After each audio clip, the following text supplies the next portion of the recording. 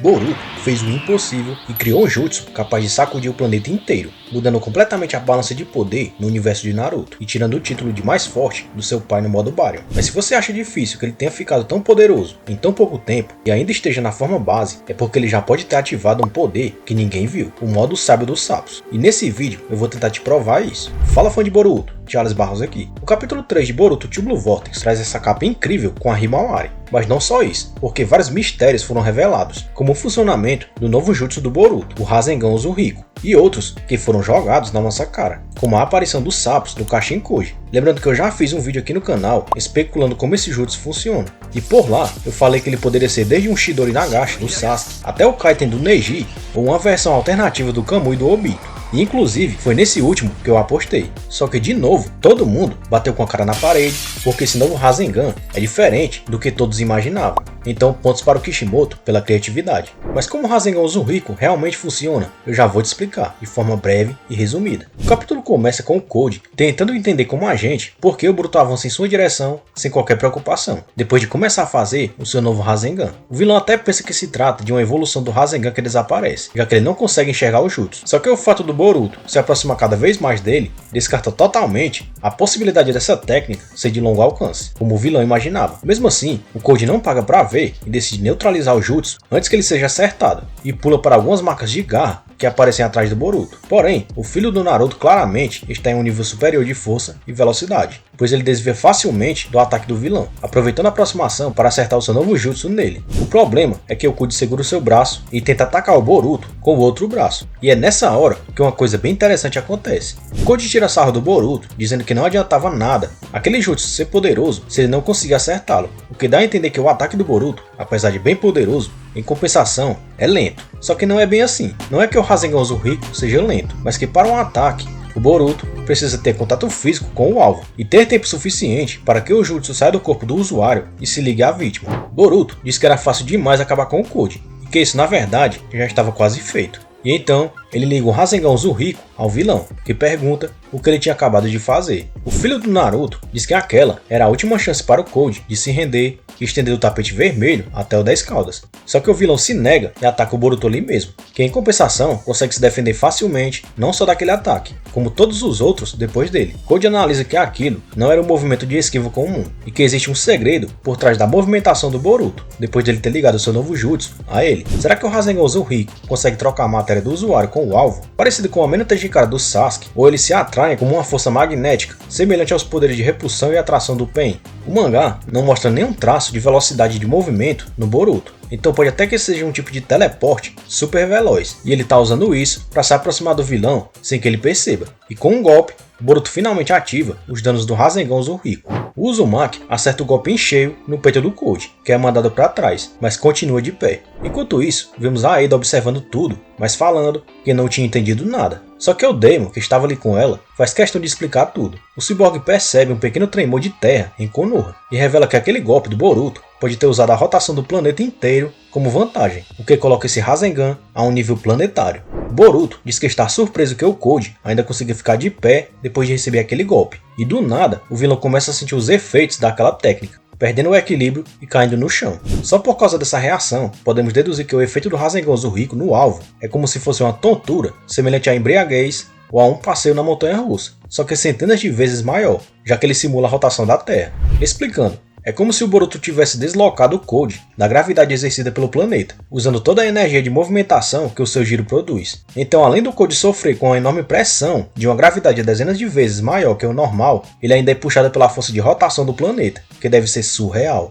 Pelo menos foi o que eu entendi. Por isso que esse golpe é tão apelão. E de cara, já coloca o Boruto no mesmo nível do Naruto no modo Baryon, que conseguia dividir o dano de vida com o inimigo só acertando ele fisicamente. Lembrando que o Boruto sequer usou o Karma, o modo Momoshiki ou qualquer outra transformação, como o modo Sennin, por exemplo. E mesmo assim, já tá tão poderoso. Só que quanto a esse último, eu ainda tenho minhas dúvidas, já que até agora sequer foi explicado como ele conseguiu encontrar o Code tão rápido dentro da vila. Mas eu já vou falar sobre isso. Boruto fala para Code saborear bem os efeitos do jutsu planetário, como se o planeta revidasse por ele querer destruí-lo. O filho do Naruto explica que o seu Rasengan Uzumaki absorve a energia de rotação do planeta, e que por isso a técnica não para, até acabar de vez com o alvo. Agora conseguimos entender todos aqueles avisos do Boruto já que depois de usar esse jutsu, não tem mais como voltar atrás, ou pelo menos é o que ele deu a entender aqui. Afinal, o movimento de rotação do planeta nunca para. E nesse quesito, o Rasengan Uzumaki lembra muito o Tusk Ato 4 do Johnny lá em JoJo.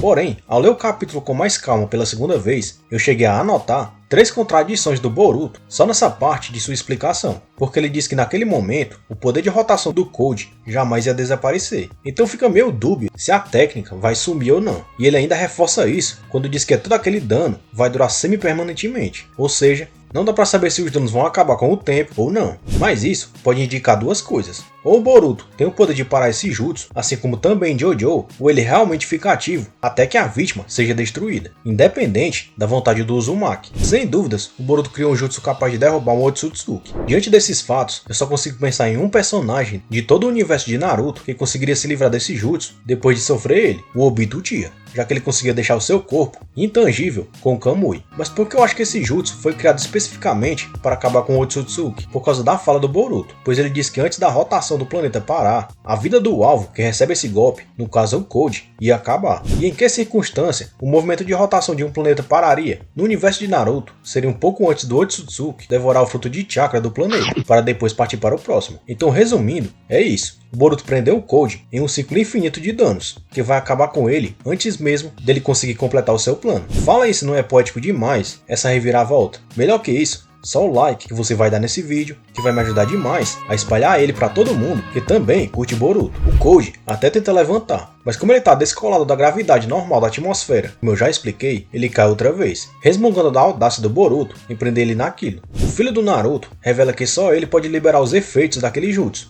mas não sabemos se ele está blefando ou se realmente é capaz de apagar esses efeitos. Assim como o Sasuke é o único capaz de apagar as chamas negras do Amaterasu, por exemplo. O fato é que o Boruto colocou o vilão em uma sinuca de bico. Ou ele entrega o 10 caudas, ou ele vai morrer, inevitavelmente. Porém, a conversa dos dois é interrompida com o ataque do Kawaki, que chega no local. Boruto consegue sentir o seu irmão antes dele chegar e desvia facilmente do golpe, mas logo outros ninjas também chegam ali, incluindo a Himawari, o que deixa o Boruto aliviado por saber que ele está bem. Shikadai pergunta o que o Boruto faz em Konoha, e ele responde que estava apenas negociando com o Code, que não perde tempo e já começa a fazer o que ele sabe fazer de melhor, fugir, através de suas marcas de garra. Só que o Kawaki percebe o modus operandi do vilão e encolhe as garras com seu dojutsu. Shikamaru pede informações ao falso filho do Naruto sobre a situação, e Kawaki diz que não sabe explicar, mas o Code estava totalmente derrotado na sua frente, e que essa era a oportunidade perfeita para acabar com ele, já que eles tinham acabado de limpar todos os garras sujas pelo caminho. Shikamaru dá sinal verde ao Kawaki, mas Boruto pede para que ele se afaste do vilão, o que faz com que o filhote de Otsutsuki retruque, dizendo que não obedecia a ordens dele, e que se o Boruto tinha vindo para Konoha, só podia significar que ele desejava ter a sua cidade natal como túmulo. Code aproveita essa oportunidade para summonar um garra suja e atacar o Kawaki, se teleportando através da marca de garra nas costas do bicho, e ganhando o título de pior vilão do universo de Naruto, já que ele sabe fazer muito bem duas coisas: fugir e ser humilhado. Shikamaru teme que o vilão pode não ter fugido para o seu covil, e sim para outro ponto da vila, e levanta a possibilidade dele usar alguém como refém, e por isso que eles deveriam correr para eliminar qualquer garra suja que estava dentro da vila. Só que o Kawaki fala que eles deveriam ir na frente, porque ele ia ficar ali para lidar com o Boruto pessoalmente. Enquanto isso, vimos a Sarada analisando o figurante que tinha virado uma árvore no capítulo passado, e falando que era natural do 10 caudas comer um Otsutsuki e virar uma árvore divina para produzir o famoso fruto de chakra, e que por isso o instinto daqueles bichos podiam ser o motivo deles tentarem devorar pessoas. Só que como sabemos, isso é apenas a consequência da mudança que o Code fez ao Minijubi. Sarada fala que o ninja absorvido pelo garra suja ainda estava vivo, e isso só reforça aquela teoria que o Sasuke, em algum ponto do time skip,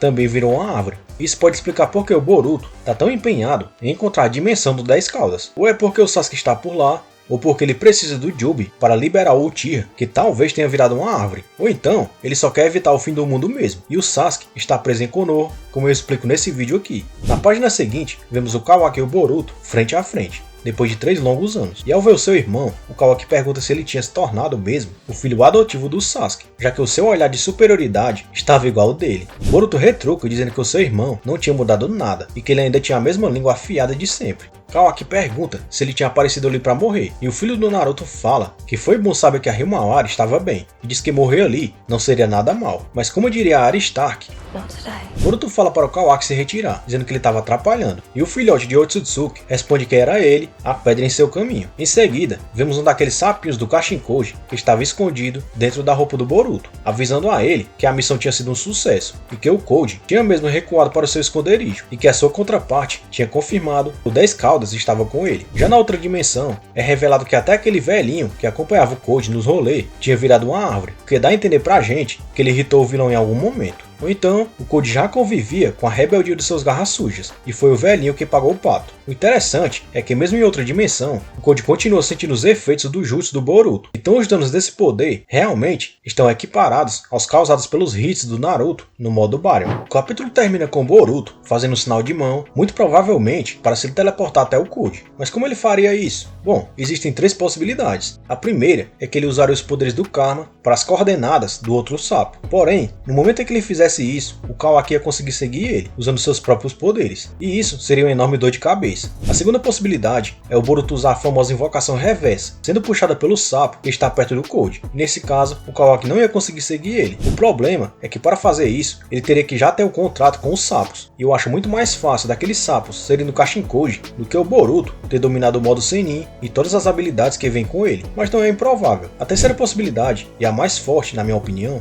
é que o fato do Boruto ter ligado seu Zuhiko ao Koji deixou uma marca permanente no vilão, e assim ele pode se teleportar instantaneamente para perto dele, como fez antes na breve luta dos dois, independente de onde ele esteja. E o Koji é tão burro que sequer pensou nessa possibilidade, levando o inimigo direto ao seu maior recurso. O que me deixa com a pulga atrás da orelha são os sapos, porque se o Boruto pudesse mesmo achar o Koji por conta do Rasengan Zuhiko, os sapos seriam meio que inúteis, porque bastava ele seguir o vilão discretamente até descobrir onde o 10 Caudas estava, e é por isso que talvez o Boruto tenha dominado mesmo o modo sábio, o que explicaria ele ter achado o Koji tão facilmente dentro da vila, além do fato dele se mover tão rápido a ponto de desviar de ataques do Kawaki e do Koji, sem nem suar. De toda forma, esse foi um ótimo capítulo. Curtiu a análise? Então se inscreve no canal e ativa as notificações para receber mais vídeos de Boruto, que vão chegar daqui a pouco.